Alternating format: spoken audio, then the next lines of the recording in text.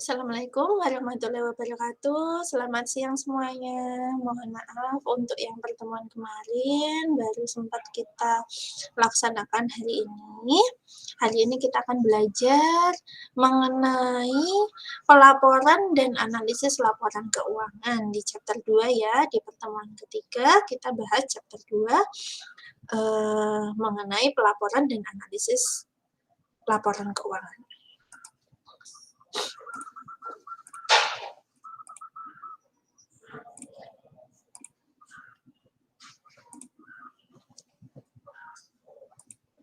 Nah, sebentar.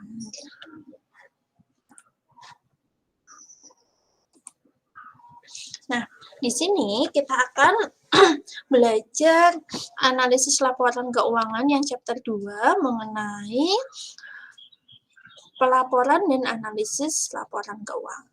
Nah, untuk laporan keuangan itu sebenarnya ada yang mandatory, ada yang voluntary. Jadi kayak apa yang wajib dilaporkan dalam laporan keuangan kalau ini sesuai dengan regulasi dari SEC ya, karena kalau yang di buku Subramanyam itu dia dasarnya adalah kondisi di Amerika. Nah, kalau di Indonesia kita yang biasanya dilaporkan dalam laporan keuangan perusahaan, yang pertama adalah annual report. Annual report ini sama ya, form 10K. Terus kemudian 10Q ini quarterly, kalau di Indonesia itu laporan triwulanan itu juga ada. Terus kemudian pernyataan dari manajemen, terus kemudian ada pernyataan dari auditor eksternal. Nah, bisa juga untuk pengumuman yang lain seperti IDX statistik, terus kemudian ringkasan kinerja perusahaan, dan lainnya. Nah, untuk lebih jelasnya nanti kalian bisa kunjungi websitenya idx.go.id. Apa saja yang dilaporkan perusahaan dalam waktu 1 tahun atau 1 periode akuntansi. Nah, terus karena bukunya masih menggunakan yang lama ya, kita membahas mengenai GAAP. Kalau yang di Indonesia standar akuntansi keuangan itu sudah mengacu pada IFRS. Jadi tipe dari aturan akuntansi ataupun pedoman akuntansi yang pertama adalah Statement of Financial Accounting Standard. Jadi pernyataan standar akuntansi kalau di Indonesia PSAK. Terus di sini ada APB Opinions, ada Accounting Research Bulletin. Kalau di Indonesia juga ada bulletinnya dari IAI itu. Terus kemudian ICPA Pronouncement. Nah, di sini ICPA menerbitkan pedoman untuk memastikan topik-topik yang belum diatur oleh FASB pada Statement of Position, di mana di situ melibatkan industri yang spesifik seperti industri audit dan pedoman akuntansi. Terus kemudian untuk ICPA ini kalau di Indonesia dia berada di bawah naungannya IAPI. Nah, terus selanjutnya ini ada AETF Bulletins. Di sini menerbitkan FASB Emerging Issues Task Force. Jadi untuk isu-isu terkini yang harus segera ditangani oleh FASB dan segera diedarkan pedomannya itu menggunakan AETF Bulletins. Kemudian ada praktik industri, karena beberapa industri mungkin menemukan permasalahan akuntansi yang berbeda. Contohnya kalau untuk industri sektor agrikultur misalkan, pengakuannya kalau dia ngukur misalkan dari benih itu dinilai berapa, kalau tanamannya sudah setinggi 30 cm dinilai berapa, kalau tanamannya udah misalkan setinggi 1 meter, 2 meter, dan seterusnya bagaimana. Bisa juga untuk industri perbankan, dia juga memiliki apa ya, karakteristik khususnya, di mana dia itu sebagian besar atau mayoritas dananya itu adalah dana pihak ketiga dari nasabah, gitu. Bisa juga ada karakteristik khusus seperti perusahaan misalkan asuransi, itu juga ada beberapa karakteristik khusus dan di situ ada aturan regulasinya sendiri. Kalau perbankan juga mengacu pada PAPI misalkan, Peraturan Akuntansi Perbankan Indonesia yang diterbitkan oleh BI, Bank Indonesia. Nah, ada dari penjelasan mengenai proses penentuan atau proses pembentukan standar tadi, ada beberapa badan atau pihak yang terlibat. Kita akan menganalisis faktor lingkungan, bagaimana bisa prosesnya suatu standar akuntansi itu diterapkan dalam suatu lingkungan negara. Kalau di Amerika ini ada SEC, kalau di kita bisa juga ada OJK, ada Bapepam. Nah, terus kemudian ada investor. Investor, ada akuntan, ada politisi, kemudian ada pihak kreditur, terus kemudian ada pihak ICPA ini untuk bidang audit, auditor eksternal, terus kemudian ada akuntan itu sendiri. Dia masing-masing pihak ini itu memberikan saran sesuai dengan perkembangan di industri yang mereka ketahui. Jadi, oh sekarang itu industrinya berkembang ke arah misalkan teknologi, sehingga banyak sekali aset tidak berwujudnya. Nah, bagaimana cara kita mengakui misalkan, oh seharusnya begini. Nah, masukan dari beberapa lingkungan, faktor lingkungan ini, itu akan menghasilkan ini, kemudian akan ditampung oleh Dewan Standar Akuntansi Keuangan. Kalau di Indonesia itu DSAK IAI. Nah, terus kemudian dari Dewan Standar itu, kemudian mereka merumuskan, oh kondisi bisnis sekarang seperti ini, sehingga muncullah aturan-aturan baru. Biasanya ada amandemen, ada juga penerbitan standar akuntansi baru, ada juga penarikan standar akuntansi yang tidak relevan. Nah, jadi kalau secara internasional ini FASB, kalau yang di Amerika itu membentuk GAAP, kalau di Indonesia berarti DSAK IAI membentuk standar akuntansi keuangan atau pernyataan standar akuntansi keuangan PSAK.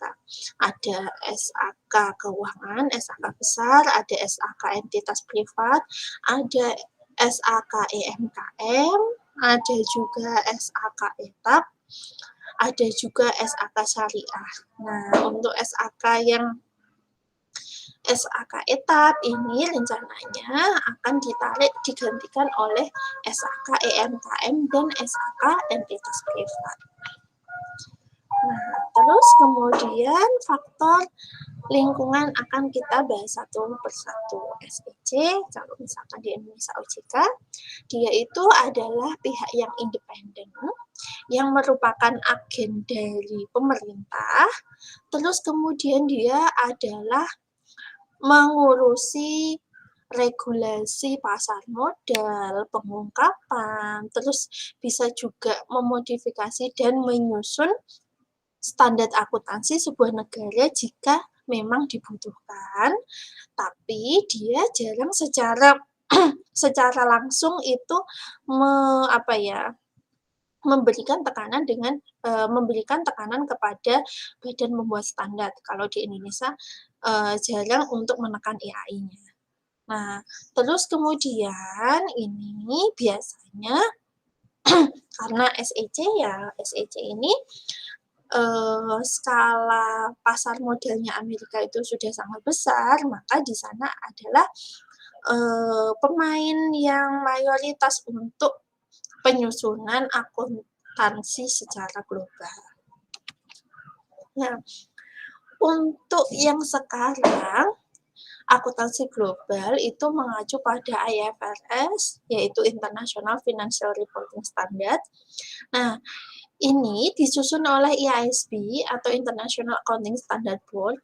Nah, untuk ketika buku ini disusun itu belum diterima di US. Kalau untuk yang sekarang saya belum mengikuti perkembangannya lagi, nanti bisa cek ya, apakah US sudah menerima IFRS atau belum. Karena pada saat buku ini disusun, SEC itu dalam tekanan untuk menerima IAS.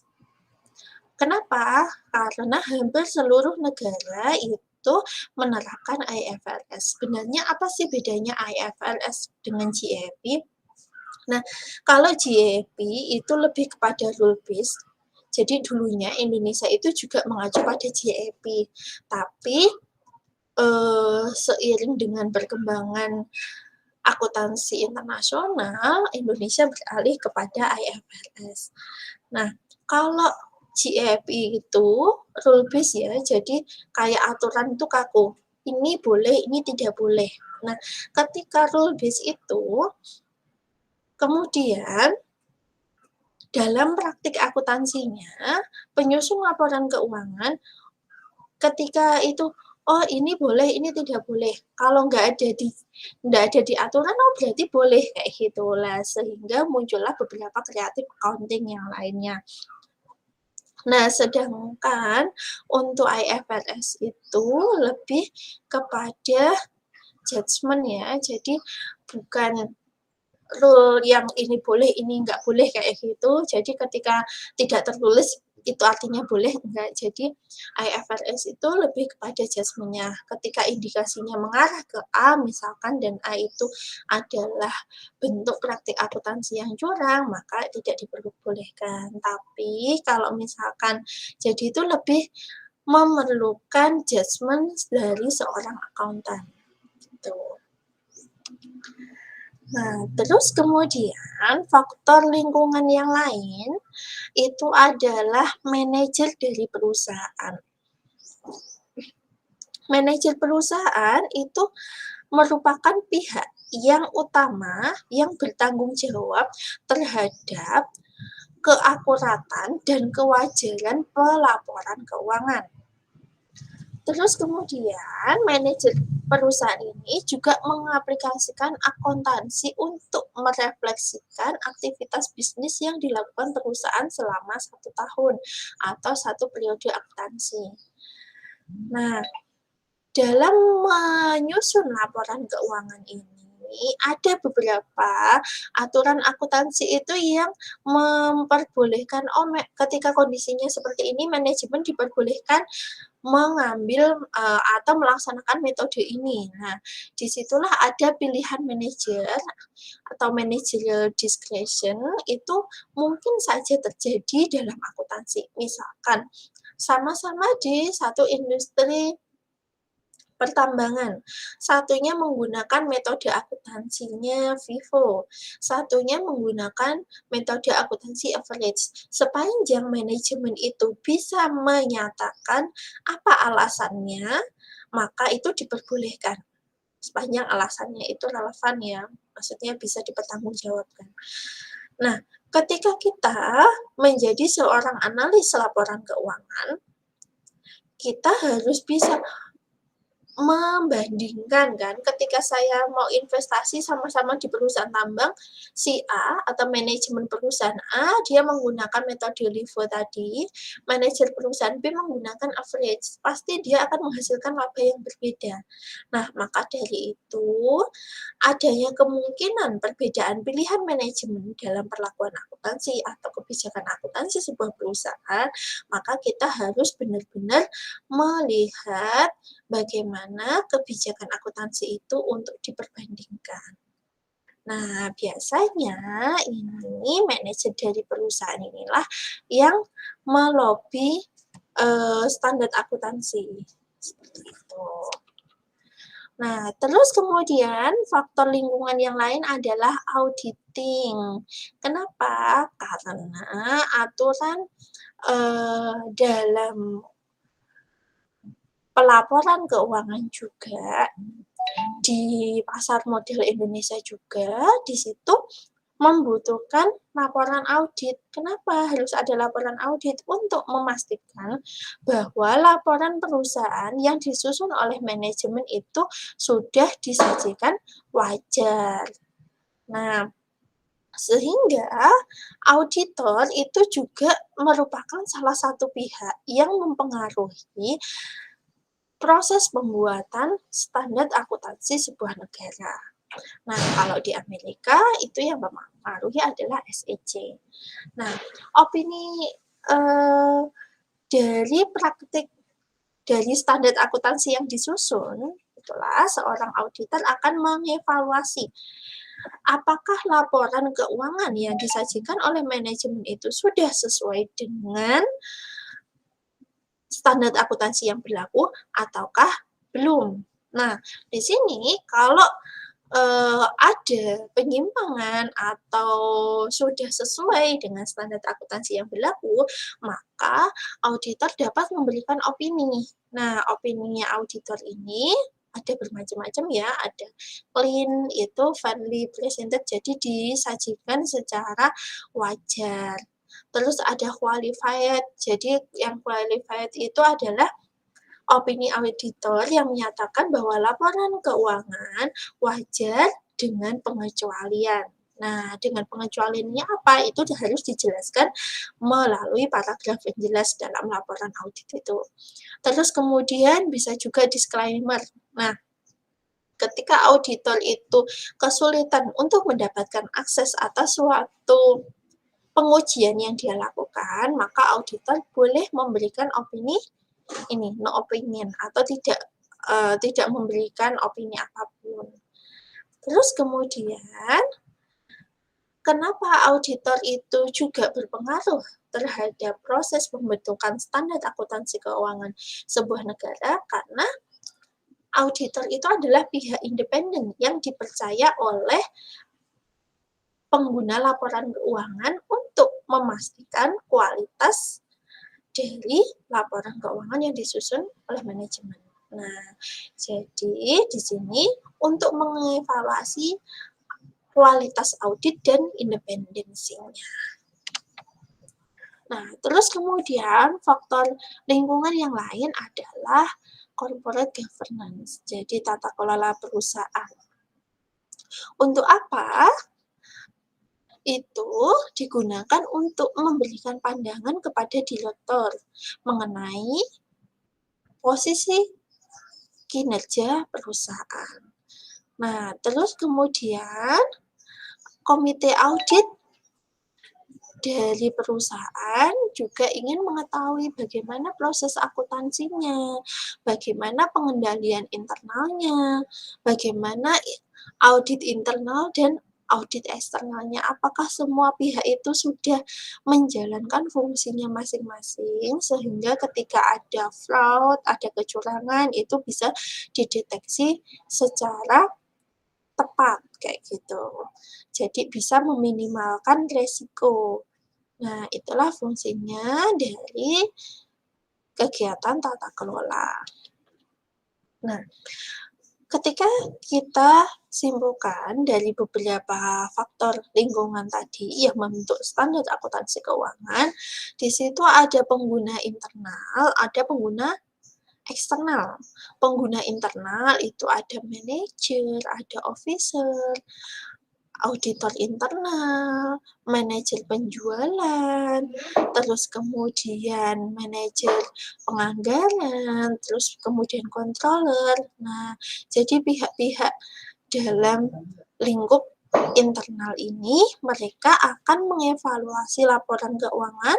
Tujuannya untuk apa? Tujuannya untuk membuat keputusan ekonomi. Apakah mau ekspansi, apakah mau menghentikan salah satu cabang, apakah mau merekrut karyawan, ataukah mau melakukan inovasi produk baru, maka mereka akan mengevaluasinya dari komponen-komponen yang ada dalam laporan keuangan. Nah, sedangkan untuk lingkungan eksternal, itu ada kreditur, ada pemegang saham, ada pemerintah, ada serikat kerja, ada auditor eksternal, ada juga pelanggan.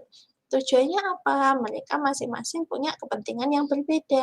Maka dari itulah standar akuntansi keuangan disusun untuk memenuhi kepentingan pihak yang mayoritas. Kalau dalam standar akuntansi keuangan Indonesia, pihak yang diutamakan atau diprioritaskan dalam penyusunan standar adalah kreditur dan investor. Jadi kebutuhan mereka lah yang diutamakan karena masing-masing pihak eksternal ini memiliki kebutuhan akan laporan keuangan yang berbeda. Tapi yang paling utama adalah kreditur dan pemegang saham. Nah, ada juga sumber informasi alternatif ketika mau kita gunakan sebagai dasar dalam menganalisis laporan keuangan. Nah, di sini bisa dari ekonomi, industri, ataupun perusahaan. Jadi ada berita ekonomi, atau berita industri, ataupun berita perusahaan. Jadi kayak misalkan kita lihat dari Yahoo Finance atau Kompas yang keuangan, itu juga ada rubriknya, atau juga dari Detik dan lain-lain. Itu biasanya analis itu juga menggunakan informasi-informasi itu dalam memutuskan nilai atau mengevaluasi nilai dari sebuah perusahaan sebelum dia membuat keputusan untuk berinvestasi ataupun memberikan pinjaman. Bisa juga dari pengungkapan secara sukarela. Jadi perusahaan itu ketika dia menyusun laporan tahunan, itu kan ada bagian pengungkapan ya. Nah, bagian pengungkapan itu ada yang mandatori, ada yang voluntary, ada yang wajib, ada yang sukarela. Nah, di sini kita bisa melihat bagaimana kondisi perusahaan itu juga dari voluntary disclosure-nya. Motivasinya, terus kewajiban legalnya, ekspektasi penyesuaiannya, terus ada sinyal-sinyal ataupun ekspektasi manajemennya. Seperti itu kita bisa mengevaluasi apakah kondisi perusahaan itu dalam posisi yang menguntungkan sehingga kita bisa menanamkan investasinya di situ untuk laba secara berkelanjutan. Jadi sustainability-nya seperti apa. Nah, bisa juga kita memperoleh informasi itu dari pihak ketiga atau perantara. Nah, ini biasanya ada juga perusahaan-perusahaan yang dia memang fokusnya melakukan analisis atas laporan keuangan yang disajikan dalam bursa saham. Jadi ini ada analis, advisor, ada perating kredit, atau ada juga ini pialang saham, ada juga peramalan, jadi forecaster ya. Dia itu bukan ngeramal yang nasib dan lain-lain, enggak. Maksudnya itu meramalkan gimana dari informasi fundamental yang dimiliki perusahaan dan informasi pergerakan harga saham itu, ramalannya nanti kira-kira perusahaan itu akan naik atau turun. Nah, di sini adalah pihak yang mayoritas menentukan dalam proses pembentukan standar akuntansi keuangan. Nah, kita akan masuk ke dalam kualitas informasi akuntansi. Jadi, kualitas informasi akuntansi atau biasanya itu karakteristik kualitatif yang diharapkan dari suatu informasi akuntansi itu ada dua utamanya, yaitu relevan dan reliable. Nah, maksudnya relevan itu adalah kemampuan sebuah informasi untuk mempengaruhi pembuatan keputusan. Misalkan, perusahaan mengumumkan laba. Nah, dari pengumuman laba perusahaan itu, harga pasar saham perusahaan tersebut naik. Berarti itu tandanya relevan. Kenapa? Informasi laba mempengaruhi keputusan investor untuk membeli saham karena peminat saham tersebut banyak sehingga harganya naik. Nah, itulah yang disebut dengan relevan. Jadi kapasitas sebuah informasi akuntansi yang disajikan dalam laporan keuangan ataupun media lainnya yang dimiliki oleh perusahaan yang mampu mempengaruhi pengambilan keputusan. Yang selanjutnya adalah reliable. Nah, reliable ini sebuah informasi akan dikatakan reliable jika dapat diverifikasi, disajikan secara wajar dan netral. Nah, verifikasi itu artinya informasi itu bisa dikonfirmasi. Contohnya, misalkan kita menuliskan dalam laporan keuangan biaya listrik 1 juta. Nah, itu bisa ditelusuri, oh benar ada notanya dari tagihan PLN bahwa biaya listrik 1 juta. Jadi bisa dikonfirmasi itu adalah verifiability. Terus kemudian faithfulness itu artinya adalah informasi itu harus merefleksikan realitas yang sebenarnya. Jadi kalau misalkan kita beli kalkulator harganya 10.000 misalkan. Nah, faithfulness itu artinya ya kalau harganya 10.000 maka harus dicatatnya juga 10.000. Karena harga pasarnya yang wajar ya memang 10.000 itu. Beda kasusnya kalau kita mengakui 10.000 ternyata harga pasarnya 20.000 atau 50.000, berarti ada sesuatu dalam transaksi itu. Nah, itu untuk faithfulness ya. Yang ketiga adalah netralitas. Jadi, informasi dalam akuntansi itu bisa dipercayai dan tidak bias. Berarti bisa dipercayai dan tidak bias itu berarti tidak memihak pada salah satu pihak-pihak yang berkepentingan. Oke. Nah, selanjutnya di sini adalah prinsip akuntansi yang penting. Prinsip-prinsip akuntansi yang penting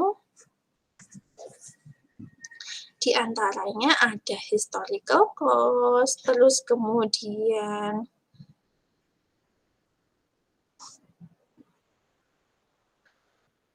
ada akuntansi akrual, terus kemudian ada juga sebentar ya.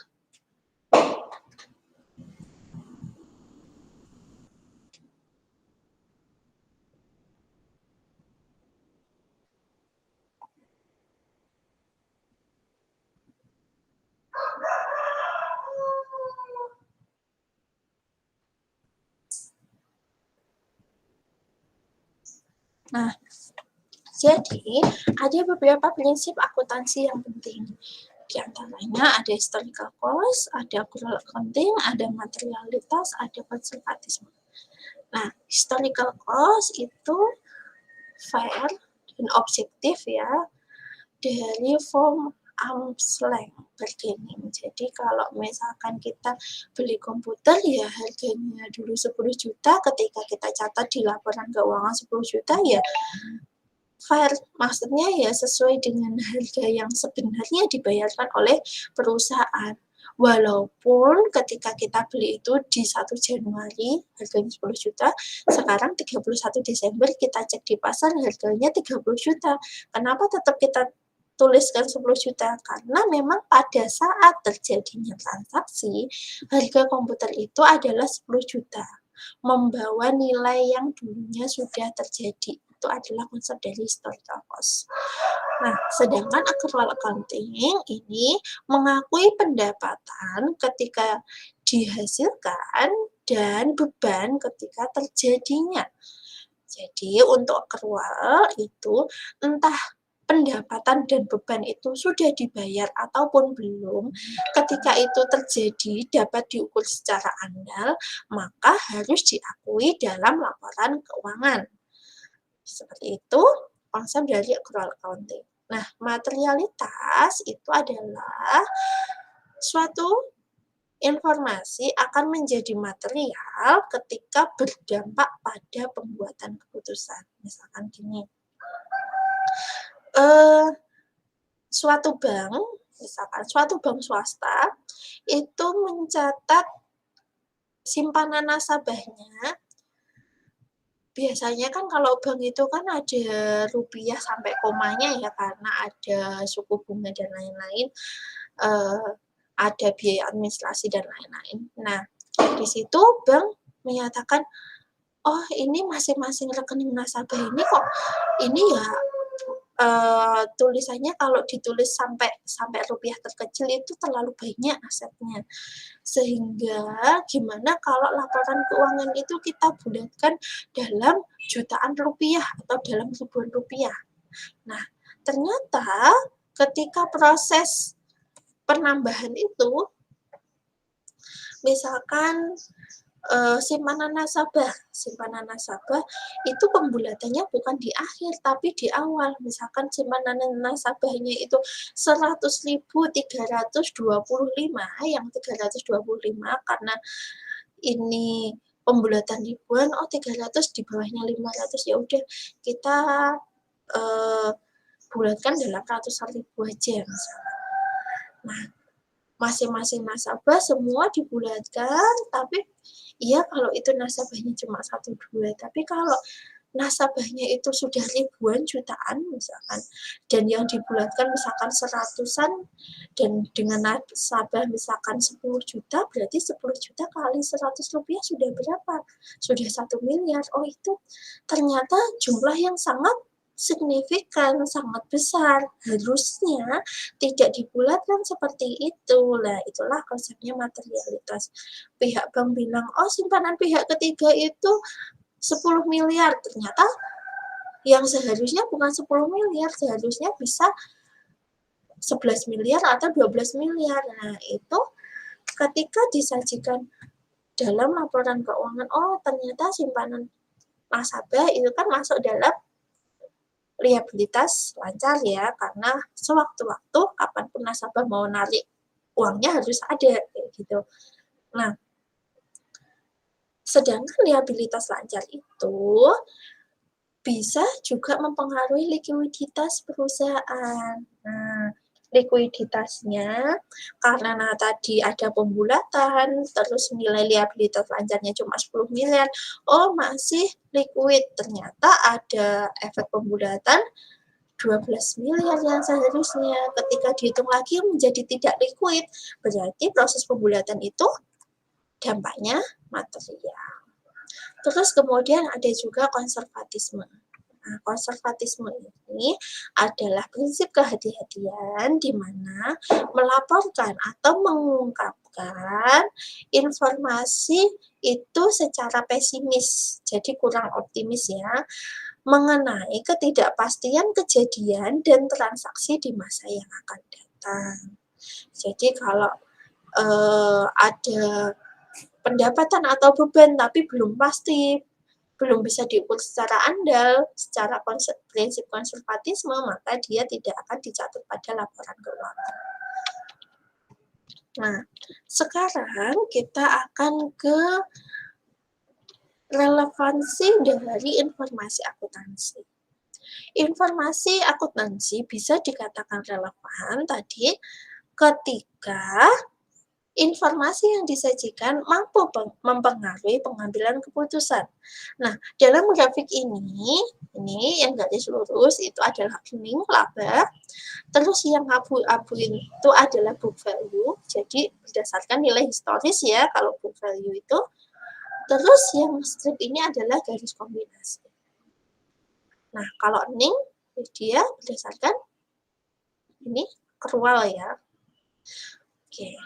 Nah, di sini ada keterkaitan antara laba yang disajikan perusahaan dengan harga sahamnya. Ketika labanya turun, harga sahamnya juga ikut turun kan gitu. Kombinasi book value-nya juga ikut turun. Nah, itu adalah relevansi informasi akuntansi. Walaupun informasi akuntansi itu relevan, namun kenyataannya ada beberapa batasan.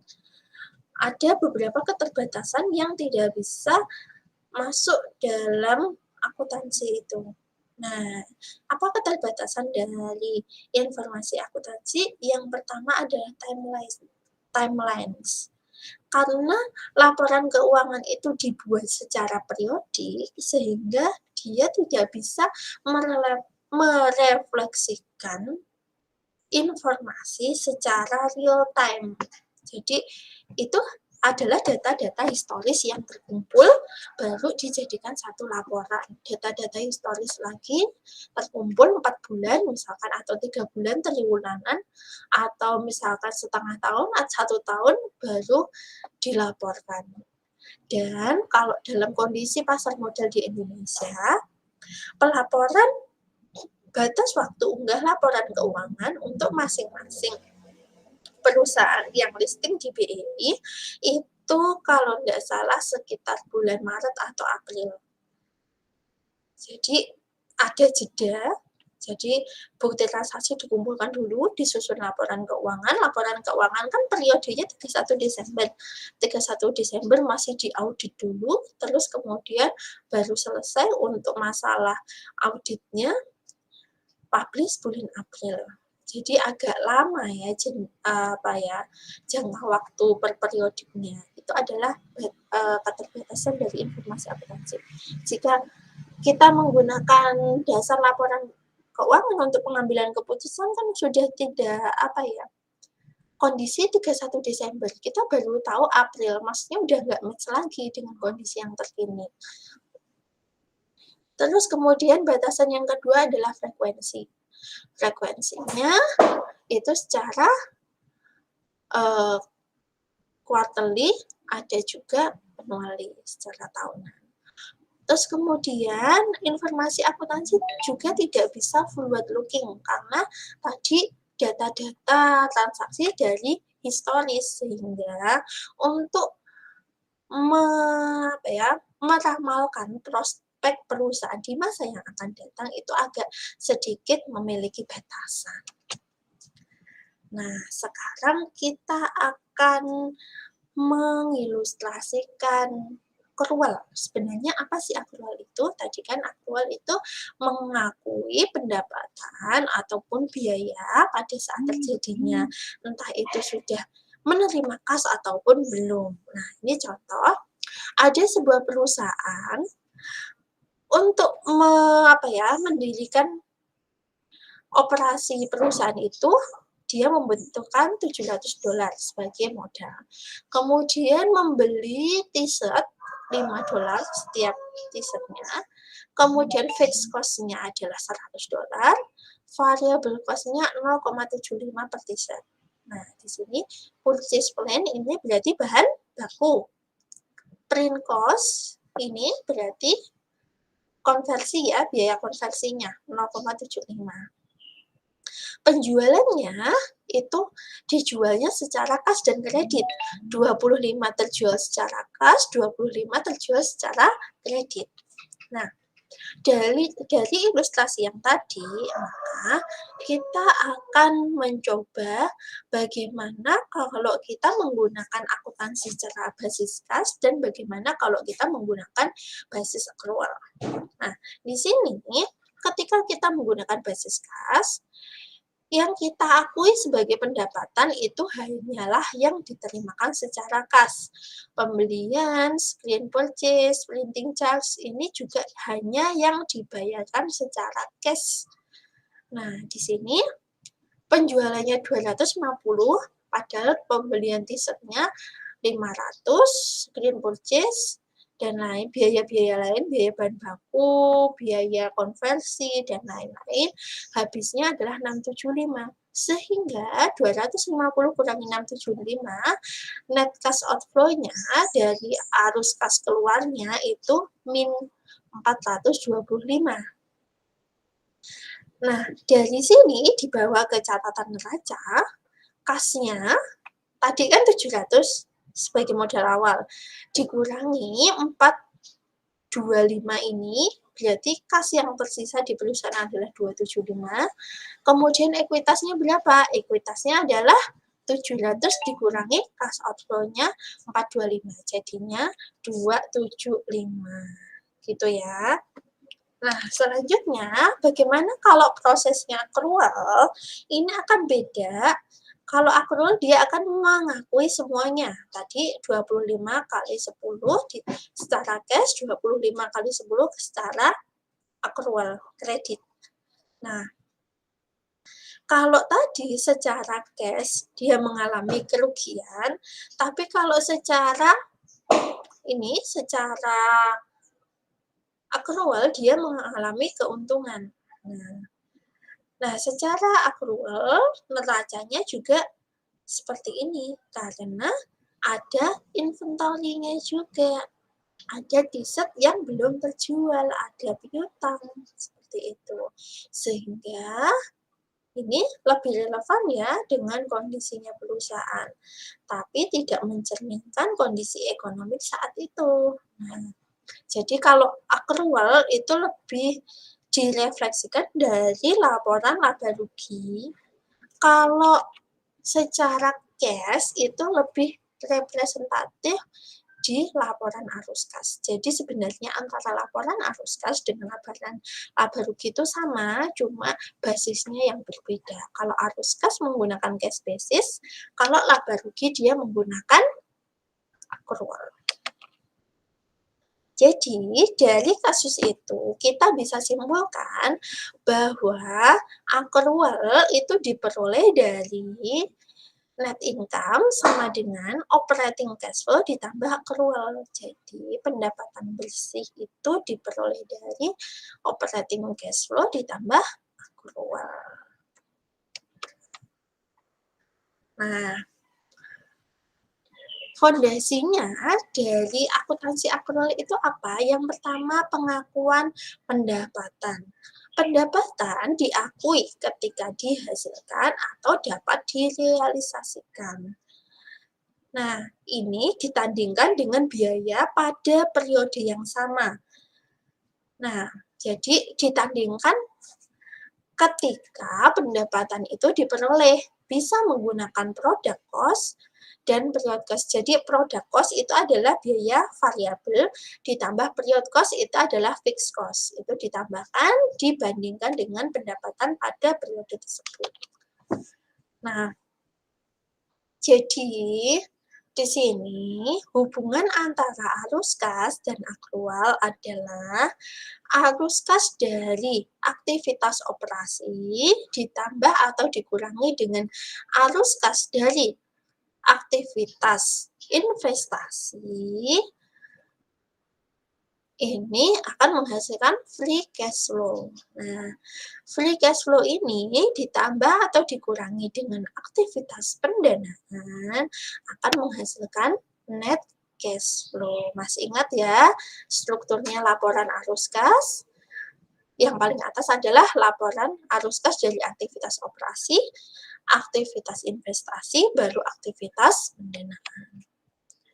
Nah, kita sebagai seorang analis itu akan mempertimbangkan arus kas itu biasanya free cash flow-nya berapa. Kenapa free cash flow? Karena arus kas bebas itu untuk memastikan bahwa kita sebagai seorang investor bisa memperoleh pembagian laba ataupun dividen. Nah, sebagai kreditur pun juga kira-kira walaupun labanya misalkan 1M, 1M itu berupa uang apa enggak?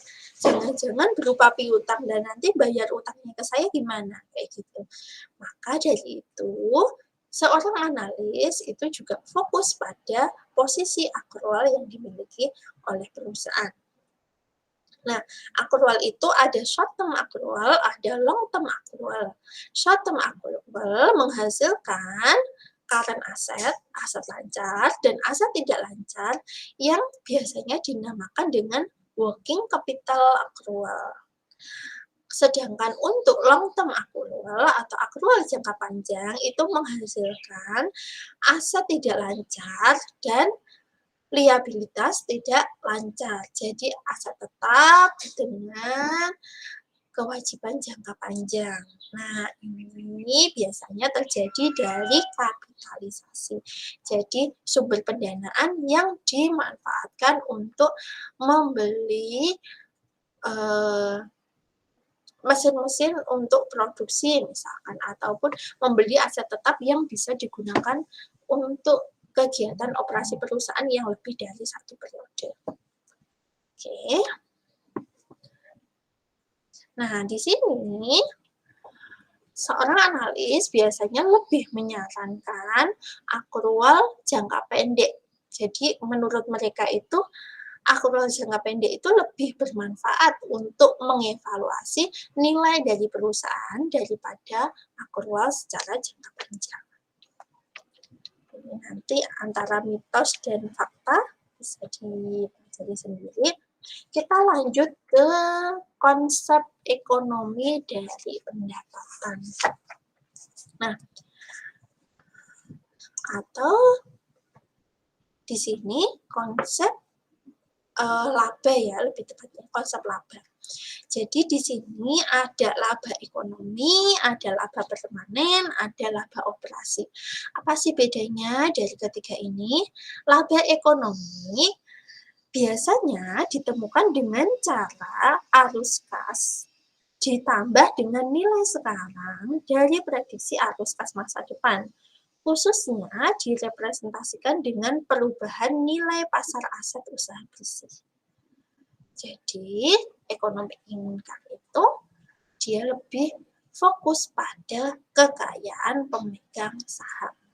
Nah, sedangkan laba permanen itu disebut juga dengan laba berkelanjutan, merupakan rata-rata stabil yang ditaksir dapat diperoleh perusahaan sepanjang umurnya dengan kondisi perusahaan sekarang. Jadi misalkan sekarang perusahaan bisa memperoleh laba 1 miliar, selama jangka tahun periode-periode yang berikutnya, maka dia juga bisa memperoleh 1 miliar lagi, 1 miliar lagi. Itu yang dinamakan dengan permanent income.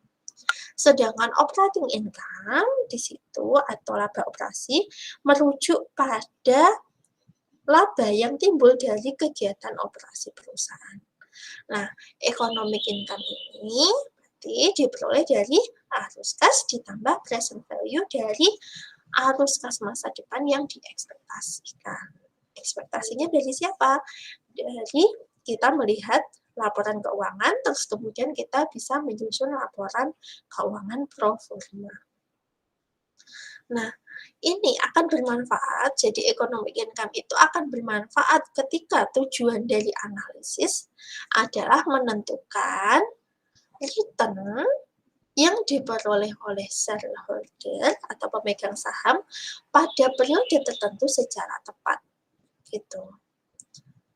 Karena tadi economic income tadi kan cash flow sama future cash flow. Nah, ini menjadi kurang bermanfaat ketika kita ingin meramalkan future earning. Jadi potensi laba di masa yang akan datang. Kenapa? Kadang itu tidak melihat adanya transaksi.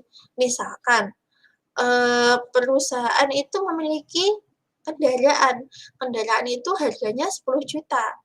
Tapi kendaraan itu dipakai untuk kegiatan operasional. Nah, ketika kendaraan itu harga pasarnya menjadi 20 juta karena sangat diminati, Misalkan kendaraan itu unik dan limited edition di pasar misalkan. Nah, harganya melonjak menjadi 20 juta.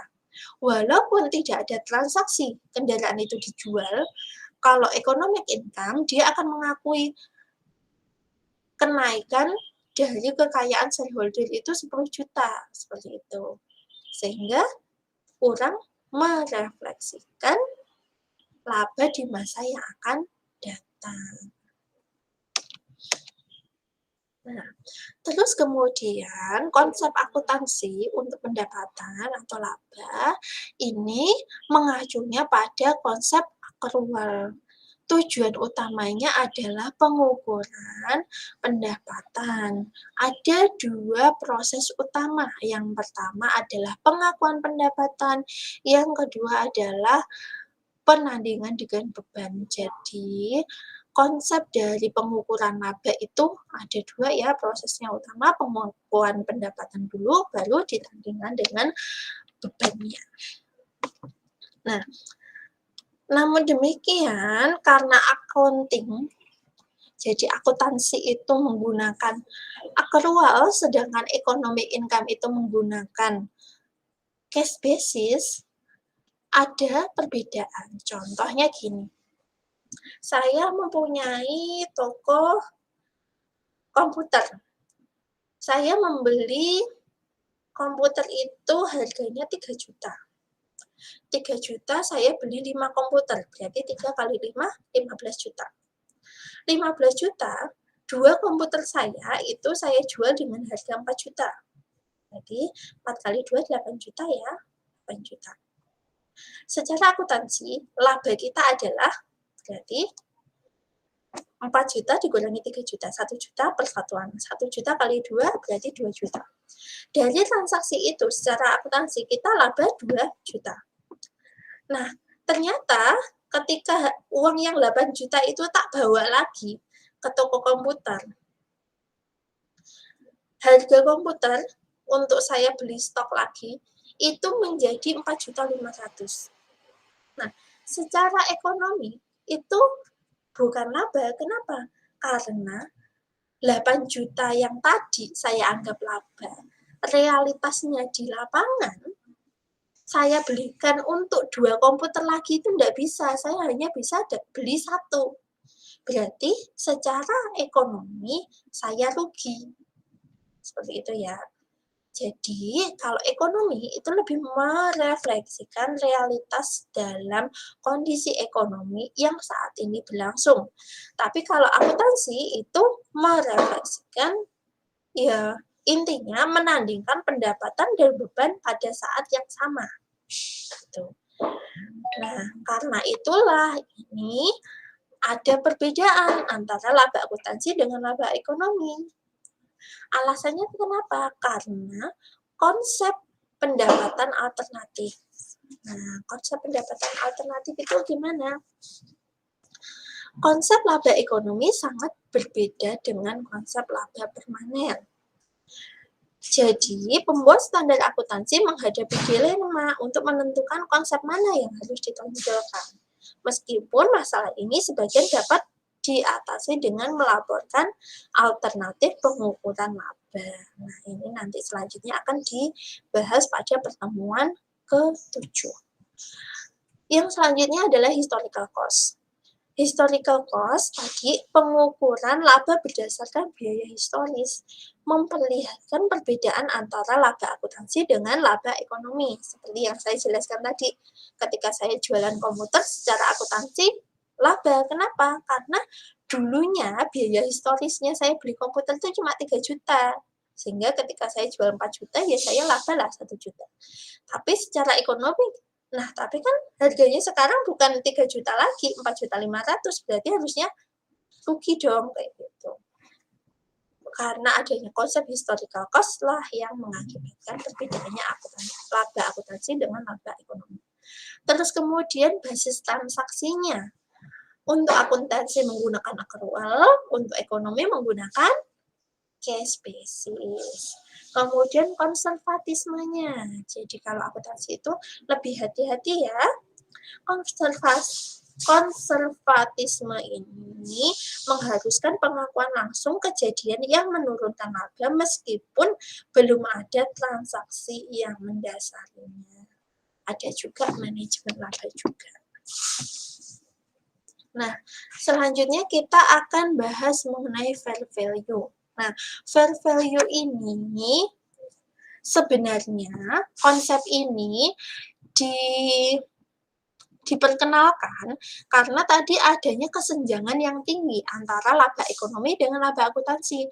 Untuk itulah dimodifikasi dalam standar akuntansi itu harusnya mencerminkan kondisi yang berlaku dengan menggunakan fair value accounting. Jadi di sini aset dan liabilitas akan dinilai berdasarkan nilai wajarnya. Nah, nilai wajar ini biasanya adalah harga pasar. Harga pasar pada saat pengukuran atau biasanya pada tanggal pelaporan keuangan. Contoh ya, ini bedanya historical cost sama fair value. Nah, historical cost di sini ini contoh, ketika tahun pertama kondominium harganya $100.000. Jadi investasi pada kondominium itu adalah sejenis apartemen ya. Apartemen harganya $100.000.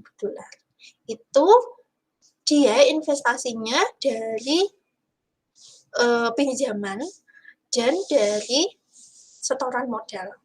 Secara value sama. Nilainya sama. Pada tahun pertama, di akhir tahun, misalkan ini Januari, opening, nah di sini Desember, dievaluasi lagi. Oh ternyata, nih, dia menerima pendapatan,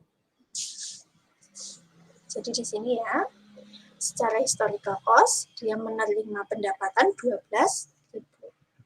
12.000 ini biaya depresiasinya 500, biaya bunganya 3.000, sehingga 8.500. 8.500 kan depresiasi ini nggak mengeluarkan uang nih. Berarti secara cash-nya kan 500 ditambah 8.500. 9.000-nya masuk sebagai cash.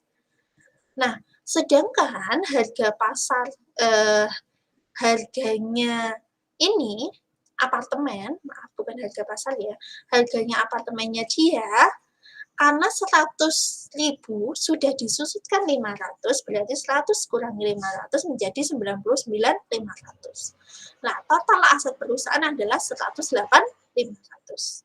Nah, sedangkan berdasarkan fair value, penerimaan sama. Depresiasi kenapa tidak ada? Karena dianggapnya posisinya belum terdepresiasi. Misalkan nilai pasarnya apartemen itu ya masih tetap, misalkan seperti itu.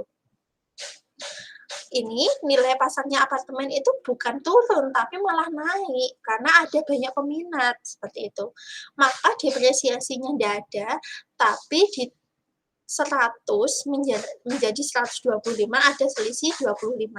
25 ini masuk unrealisasi gain or loss. Jadi laba atau rugi yang belum direalisasi dari apartemen.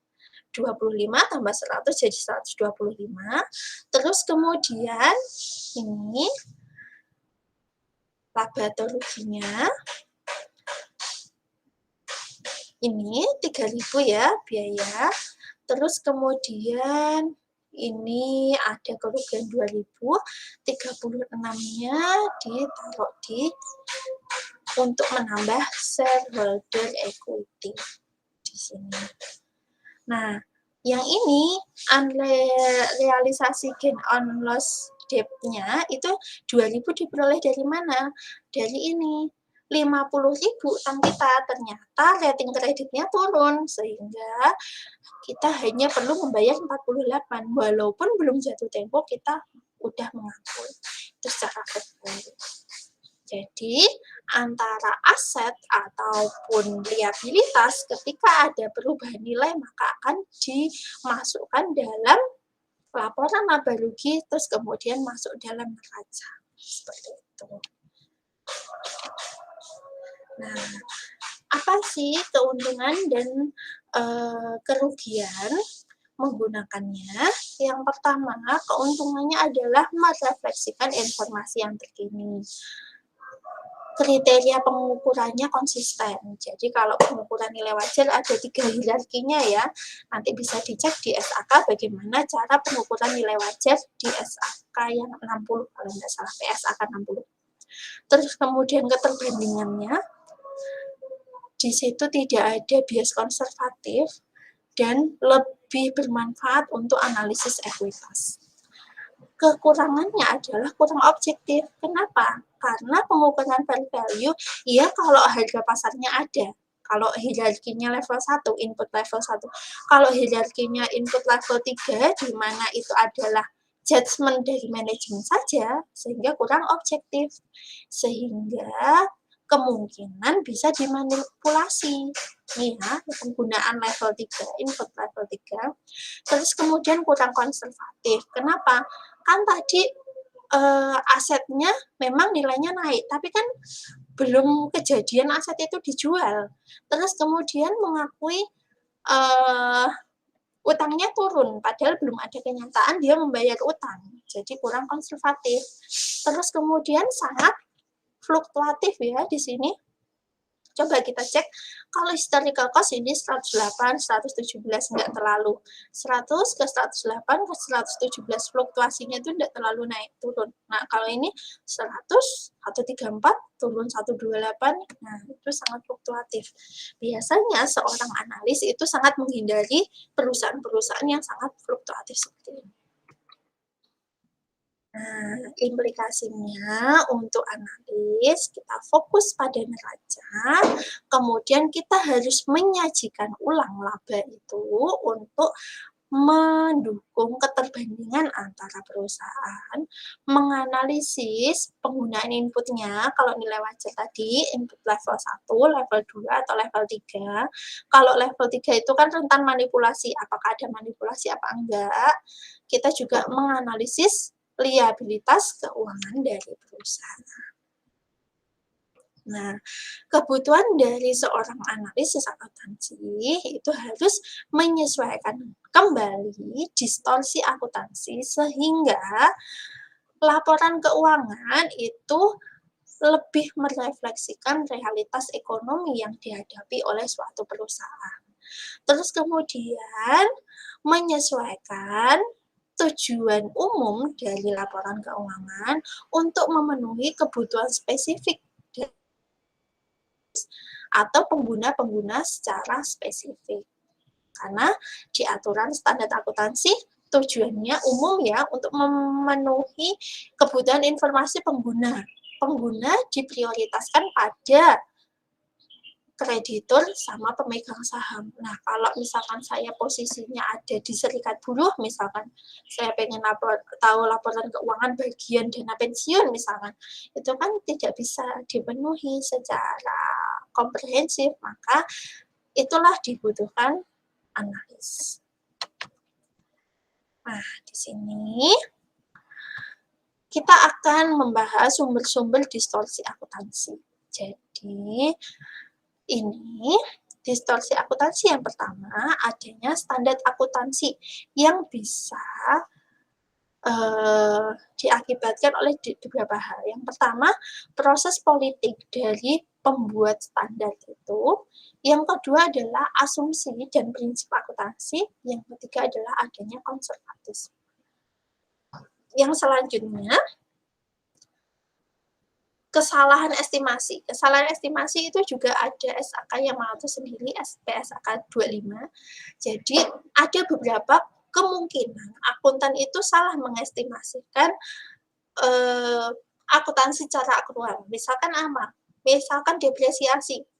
Suatu komputer diestimasi umur ekonomisnya 3 tahun. Ternyata setelah 4 tahun, 5 tahun masih normal, masih baik-baik saja bisa digunakan. Nah, itu itu kan akan mengakibatkan kesalahan dalam laporan keuangan untuk merefleksikan kondisi yang sebenarnya. Terus kemudian adanya trade-off antara reliability dan relevance. Jadi, ketika kita lebih condong pada reliable, maka kita kurang relevan informasi dalam laporan keuangannya. Kalau kita fokus pada relevan, sangat relevan sekali, kurang reliable. Kenapa?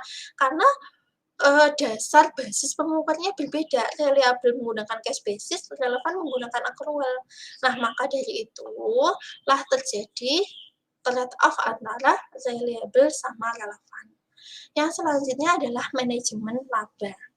Di sini ada beberapa laporan keuangan yang dibuat oleh manajer itu untuk mencapai keuntungan personalnya. Contohnya apa?